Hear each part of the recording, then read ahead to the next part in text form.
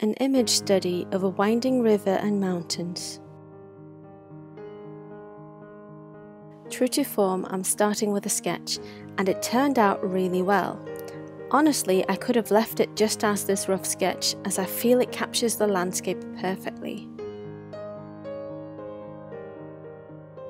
So I'm undoing a bunch of brushstrokes here, because, well, I kind of painted on the wrong layer. So instead of repainting everything, I chose to just use the famous undo button.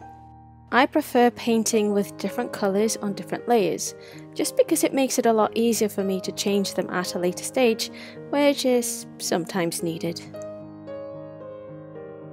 The reference image I'm using was taken by Ravenna Tran, who published the image as part of a reference image pack, which contains several gorgeous landscapes. While I love working with limited colour palettes, that wasn't an option in this image. There were simply too many colour variations and values for me to take into account, which is why I chose to stick to the naturalistic colours of the reference image. But if we look closer at this image, it's actually using the analogous colour harmony, which is when we use colours found next to each other on the colour wheel. In this case, it's orange, yellow, green and blue. When I want to check if there's enough contrast in my image, I turn it into Grayscale, which is really quite easy. First off, I add a new layer to the top of my layer stack.